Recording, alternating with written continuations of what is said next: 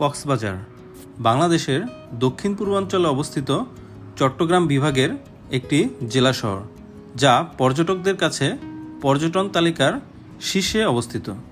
এখানে রয়েছে বিশ্বের দীর্ঘতম অবিচ্ছিন্ন প্রাকৃতিক বালুময় সমুদ্র সৈকত, যা 120 কিলোমিটার পর্যন্ত বিস্তৃত। কক্সবাজারের একটি প্রাচীন নাম হচ্ছে পালঙ্কি। তো এইবার আমাদের ভ্রমণ গল্পে থাকছে ঢাকা থেকে কক্সবাজার কিভাবে যাবেন, কোথায় থাকবেন, কি খাবেন, তার সম্পূর্ণ বিস্তারিত নিয়ে এবারের ব্লগটি সাজানো হয়েছে।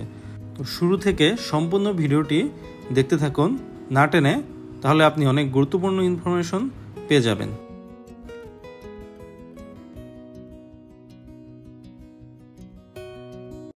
আসসালামু আলাইকুম, কেমন আছেন সবাই? তো আমাদের যাত্রা শুরু হচ্ছে ঢাকা থেকে। আমরা এবার যাচ্ছি বাসে করে, ইম্পেরিয়াল পরিবহনের একটি স্লিপার কোচে করে যাচ্ছি। তো উবারে কল করে নিলাম, আমরা উবারে চলে যাব এখন বাস স্ট্যান্ডে। আমাদের বাস হচ্ছে আরামবাগ থেকে রাত্রে 12:30টার সময়। আমাদের অফিস থেকে এসে রেডি হতে একটু সময় লেগে গেল, ওই কারণে আমরা ভাবলাম এলিভেটেড এক্সপ্রেসওয়ে দিয়ে চলে যাই। 80 টাকার টোল দিয়ে আমরা উঠে গেলাম এলিভেটেড এক্সপ্রেসওয়েতে। খুব অল্প সময়েই আমরা পৌঁছে গেলাম আরামবাগের ইম্পেরিয়াল বাস কাউন্টারে। তো এইখানে তাদের মোটামুটি বড়ই কাউন্টার আছে, বসার জন্য ব্যবস্থা আছে, কিন্তু ওয়াশরুমটা খুবই বাজে অবস্থা ছিল, যেহেতু অনেক লোকের আনাগোনা, ওয়াশরুমটা একটু বাজে অবস্থা ছিল। তো বাস এসে গেল, আমাদের লাগেজগুলো আমরা দিয়ে দিলাম, লাগেজের সুন্দর মতো টোকেন রেখে দিলাম। তো বাসটা ছিল মোটামুটি নতুন বাস, বাসের অবস্থা ভালোই ছিল। এটা হচ্ছে বাসের ভেতরের অবস্থা। ড্রাইভার সাহেবের সিট এখানে। বাসে এক পাশে সিঙ্গেল সিট এবং এক পাশে ডাবল সিট। তো মোটামুটি 2 সিট এবং 1 সিট করে বাসের সিটের ব্যবস্থা।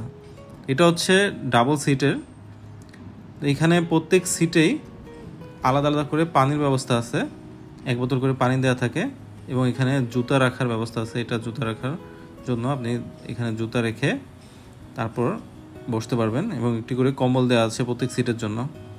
এটা সিঙ্গেল সিটে একজনের জন্য খুবই আরামদায়ক এবং ভালো, যথেষ্ট প্রাইভেসির জন্য পর্দা দেওয়া আছে। তো আমাদের বাস কুমিল্লা এসে গ্রিন ভিউ হোটেলে থামলো ভোর 4টার সময়। আমরা এখানে হালকা কিছু নাস্তা করে নিলাম, খাওয়া দাওয়া করে আমাদের বাস আবার যাত্রা শুরু করলো। এটা হচ্ছে বাসের উপরের সিট। আমরা নিয়েছিলাম ফার্স্টে নিচের সিট, উপরে ফিল নেওয়ার জন্য উপরেও কিছুক্ষণ বসে গেলাম। যদিও আমি বলবো, যদি আপনি সিঙ্গেল হন তাহলে উপরে যেতে পারেন, সমস্যা নেই, কিন্তু অবশ্যই ফ্যামিলি নিয়ে গেলে ট্রাই করবেন নিচে বি, সি, ডি এই সিটগুলোর মধ্যে নেওয়ার জন্য। উপরে হলে আপনি ঝাঁকি খেতে হবে। সকাল 10:30টায় আমরা ডলফিন মোড়ে নামলাম। বাস রাস্তায় কুমিল্লাতে জ্যাম হওয়ার কারণে বাস পৌঁছাতে একটু সময় লেগেছে, এবং আমাদের বাসের ভাড়া ছিল 1850 টাকা। আমরা চেক ইনের জন্য হোটেলে চলে আসলাম। আমাদের হোটেল আগে থেকেই বুক করা ছিল। ছুটির দিনে অবশ্যই হোটেল বুক করে আসবেন, না হলে হোটেল পেতে সমস্যা হয়ে যাবে। তো হোটেলে আমরা কোন রুমে ছিলাম, ভিউ কেমন ছিল, সুইমিং পুল কেমন ছিল, সব বিস্তারিত ভিডিওর লাস্টে দেওয়া আছে। আপনারা শেষ পর্যন্ত ভিডিওটি দেখতে থাকুন, কারণ এই বাজেটের মধ্যে এত সুন্দর হোটেল কক্সবাজারে খুব কমই আছে। তো পরিবার নিয়ে আসলে অবশ্যই এমন একটি হোটেলে আপনারা থাকার ট্রাই করবেন, আশা করি ভালো হবে। এবং হোটেলের স্টাফ থেকে শুরু করে সবাই খুব ফ্রেন্ডলি ছিল, সবার ব্যবহার খুব ভালো ছিল। আমরা চেক ইন করে নাস্তার জন্য চলে আসলাম কুটুমবাড়ি বারবিকিউ অ্যান্ড রেস্টুরেন্টে। এটি হোটেলের সাথেই রেস্টুরেন্ট। এখানে আশেপাশে অনেকগুলো রেস্টুরেন্ট আছে। এটা হচ্ছে কলাতলি রোডে। তো আপনারা চাইলে এখানে অনেক রেস্টুরেন্ট পেয়ে যাবেন খাওয়ার জন্য। পরোটা, ডাল, সবজি, ডিম ভাজি, চা দিয়ে সকালের নাস্তা সেরে ফেললাম। সমুদ্রের গর্জনে আমাদের আর হোটেলে বসে থাকতে ভালো লাগছে না, চলে আসলাম সমুদ্রে গোসল করার জন্য। এটি কলাতলি বিচ, এই সাইমন এবং রামাদার ঠিক অপোজিটে। এই সাইডটাতে মোটামুটি মানুষজন কম থাকে, ভিড় একটু কম থাকে। লাবণী বিচ থেকে এই সাইডটাতে ভিড় অনেকটাই কম থাকে। লাঞ্চের জন্য আমরা চলে আসলাম পৌষিতে। পৌষির অনেকগুলো ব্রাঞ্চ আছে, তার মধ্যে আমরা চলে আসলাম কলাতলি রোডে, কক্সবাজার কলাতলিতে। তো আপনি আরও কয়েকটা ব্রাঞ্চ পেয়ে যাবেন। এইখানে খাবার মোটামুটি ভালো, খাবারের টেস্ট মোটামুটি ভালো, কিন্তু খাবারের প্রাইসটা অনেক বেশি, খুবই ওভার প্রাইসড। এখানে একটা ভর্তা প্লেট 250 টাকা। বিভিন্ন আইটেমের ভর্তা থাকে, আপনি সিঙ্গেল চাইলে সিঙ্গেলও নিতে পারবেন। একটি রূপচাঁদা 500 টাকা পিস, এটা অর্ধেক পড়বে 250 টাকা করে। সাথে আপনি কমপ্লিমেন্টারি বড় আচারগুলো পেয়ে যাবেন কক্সবাজারে নর্মালি সব জায়গায়। এখানে লইট্টা ফ্রাই আছে 180 টাকা পার প্লেট। তো ওভারঅল যে খাবারের দাম খুবই বেশি, মানে আরও উইকেন্ডে তো আরও বেশি হয়ে যায় খাবারের প্রাইস। তো দুপুরে আমরা খাবার শেষ করে বিকালবেলা একটু বের হলাম বিচ সাইডে ঘুরতে।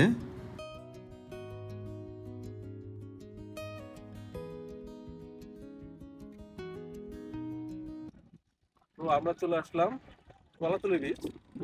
এই দিকটা আজকে শুক্রবার, প্রচুর মানুষ আসছে আজকে কক্সবাজারে।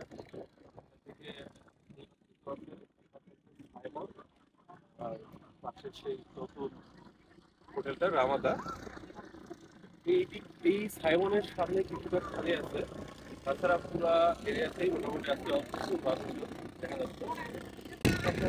অনুষ্ঠান প্যারাডাইস, তার পাশে অপোজিট পাশে আছে হোটেল মোটামুটি আপনি রাইডে বাইক রাইডগুলো পেয়ে যাবেন এবং স্পিড বোটগুলো পেয়ে যাবেন। তো এই ছিল কলাতলী বিচ। সূর্য ডুবে গেছে, সন্ধ্যা ঘনিয়ে আসছে, শীতল একটি বাতাস বয়ে যাচ্ছে, সবাই উপভোগ করছে সমুদ্রের গর্জন।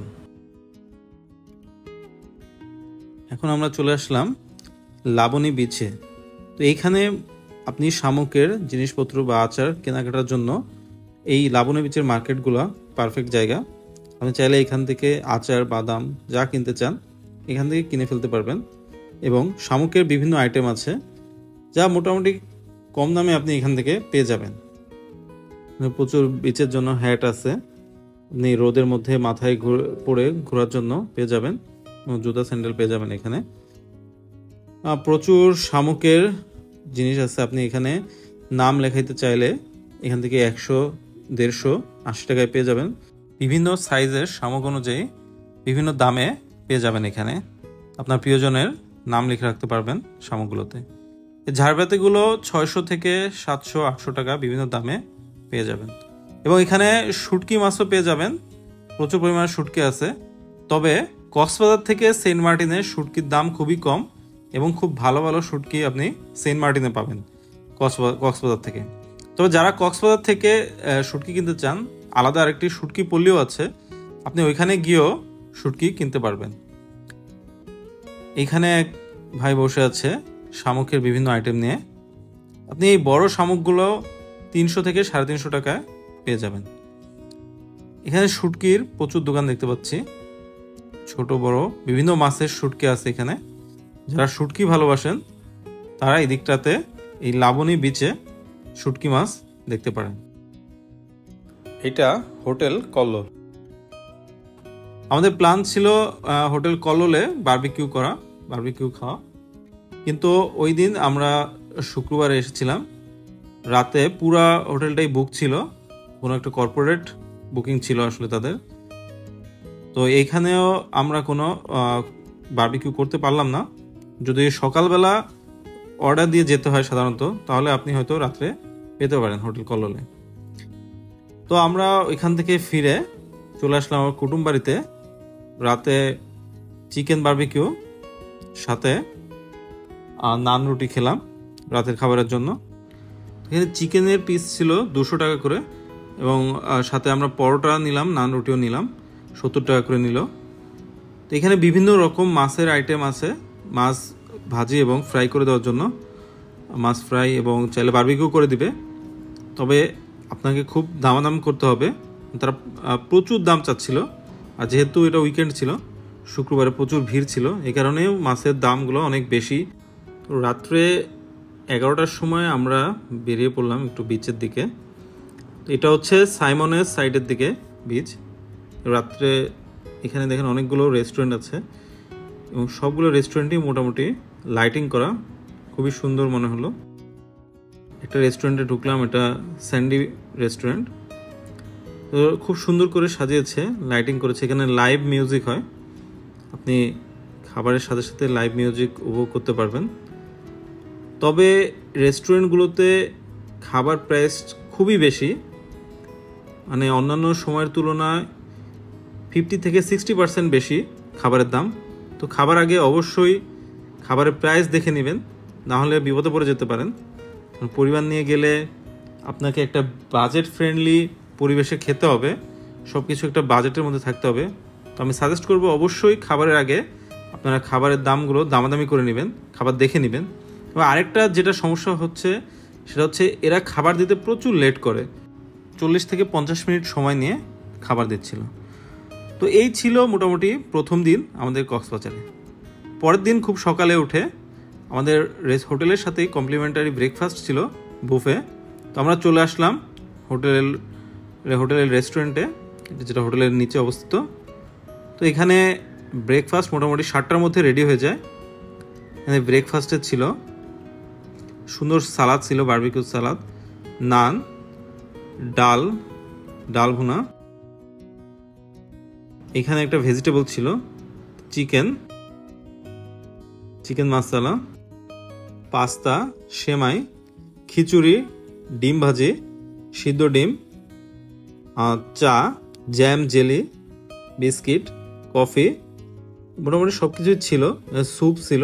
তো এই ছিল সকালের ব্রেকফাস্টে। ব্রেকফাস্ট শেষে আমরা বেরিয়ে পড়লাম ইনানি পাটোয়ার টেক, মিনি বান্দরবান এই অঞ্চলটাতে ঘুরে দেখার জন্য।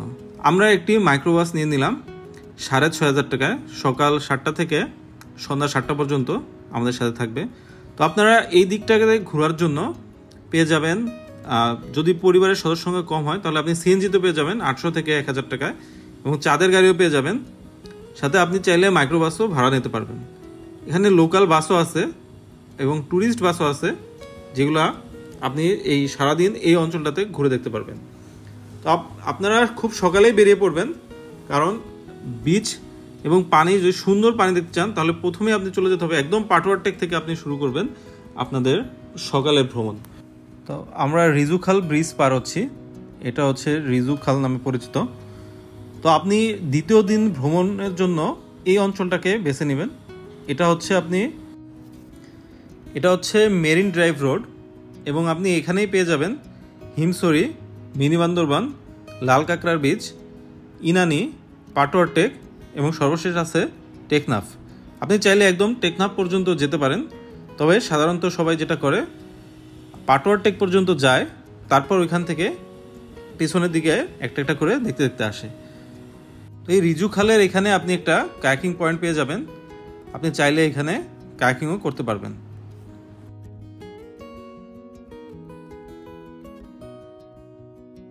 মেরিন ড্রাইভ রোড দিয়ে সমুদ্র দেখতে দেখতে আমরা এগিয়ে যাচ্ছি পাটোয়ার টেকের দিকে। তো আপনি এই অসাধারণ ভিউগুলো দেখতে পারবেন মেরিন ড্রাইভ রোডে। কি সুন্দর ঝাউ বাগান, এবং এদিকটার বীজটাও খুবই পরিষ্কার এবং পানিগুলো একদম নীল, মনে হবে সেন্ট মার্টিনের মতো। এই রোডটা দিয়ে গেলে আসলে একটি অন্যরকম ফিল আসে, যদি অনেকে চাঁদের গাড়িতে যায়, এবং এটা আসলে খুবই ভালো ফিলিংস চাঁদের গাড়িতে যাওয়ার। আপনারা চাইলে চাঁদের গাড়ি নিয়েও খুব ভালোভাবে যেতে পারেন। এটা হচ্ছে পাটোয়ার টেক। এই দিকটাতে বীজটা খুব পরিষ্কার, এবং আপনি দেখতে পাচ্ছেন এখানে পর্যটক এদিকটাতে কিছুটা কম আছে, এবং এদিকে আপনি প্রচুর পাথর পেয়ে যাবেন। ছবি তোলার জন্য এই জায়গাটা মোটামুটি পারফেক্ট একটি জায়গা। পাটোয়ার টেক সৈকতের মেন আকর্ষণ হচ্ছে এটির এক পাশে সুন্দর নীল জলরাশি সমুদ্র, এবং ঠিক বিপরীত পাশে অসাধারণ ভিউ নিয়ে পাহাড়। একই সাথে সমুদ্র এবং পাহাড় দেখতে হলে আপনাকে আসতে হবে পাটোয়ার টেকে। দূরে কিছু মাছ ধরার নৌকা দেখা যাচ্ছে। তো আমাদের পাটোয়ার টেক ভ্রমণ শেষে আমরা ইনানির উদ্দেশ্যে রওনা করলাম।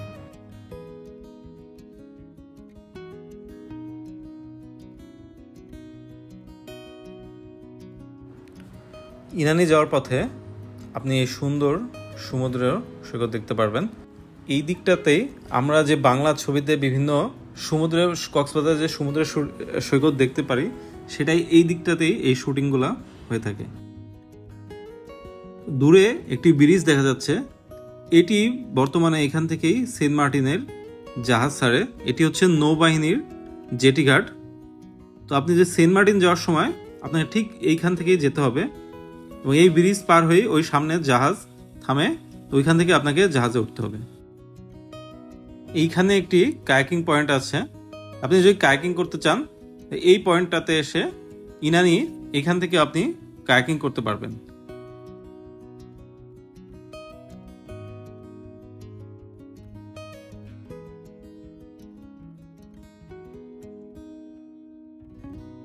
এই ইনানি বিচেও শামুকে লেখার বিভিন্ন জিনিস পেয়ে যাবেন। তো এখানে শামুকে লিখতে, এই ছোট একটা শামুকে লিখতে 150 টাকা নিয়েছে। তবে ইনানির মেইন আকর্ষণ হচ্ছে এখানকার ডাবগুলো। আপনি যদি পরিষ্কার ফ্রেশ ডাব খেতে চান তাহলে আপনি অবশ্যই ইনানিতে খাবেন। 120 থেকে 150 টাকা এবং প্রকারভেদে 170 টাকা থেকে 80 টাকাও নিচ্ছে এখানকার এক একটি ডাব। তবে এখানকার ডাবগুলো খুবই মিষ্টি এবং প্রচুর পরিমাণে পানি থাকে। একটি ডাব একজনের জন্য যথেষ্ট।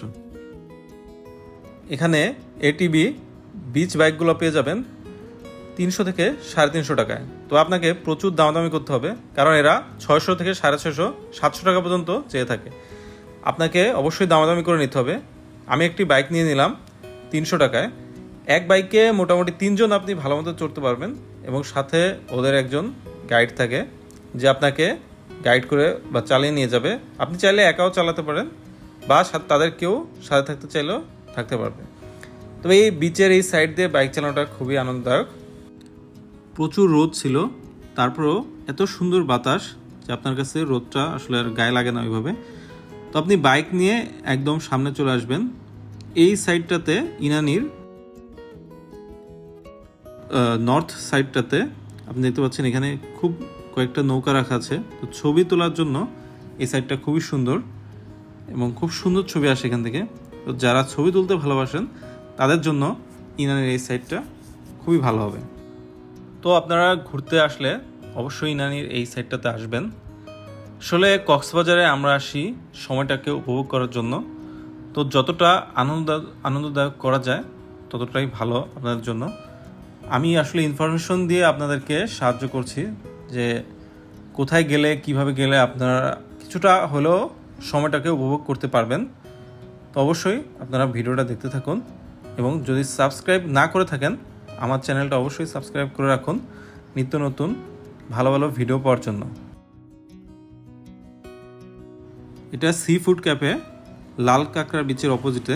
এখানে আমরা লাঞ্চ করেছি। এখানকার খাবারের মান, স্টাফের ব্যবহার সব কিছু মিলিয়ে আপ টু দ্য মার্ক না, এবং আমি আপনাদেরকে সাজেস্ট করব না যাওয়ার জন্যই। এটা লাল কাঁকড়ার বিচে প্যারাসিলিং পয়েন্ট। এটা প্যারাসিলিং নিয়ে সম্পূর্ণ একটা প্রিভিয়াসলি আমার একটা ভিডিও দেওয়া আছে। যদি আপনারা না দেখে থাকেন আই বাটনে ক্লিক করে সম্পূর্ণ ভিডিওটা দেখে আসুন। তো রাতে আমরা চলে আসলাম রাতে খাবারের জন্য। এখানে কলাতলি বিচের পাশেই একটি রেস্টুরেন্টে চলে আসলাম। রেস্টুরেন্টটা খুব সুন্দর করে লাইটিং করা ছিল এবং পরিবেশটাও মোটামুটি ভালো ছিল। আমরা কোরালের বারবিকিউ খেতে চাচ্ছিলাম, কিন্তু 2500 টাকা করে কেজি চাচ্ছিল, যেটা ওভার প্রাইসড। ওই কারণে আমরা পরবর্তীতে চিকেন এবং নান রুটি খাওয়ার প্ল্যান করি। তো এটা চিকেন এবং নান রুটি 300 টাকা করে ছিল। আমরা রাতে খাবার শেষে বিচে কিছুক্ষণ ঘোরাঘুরি করলাম।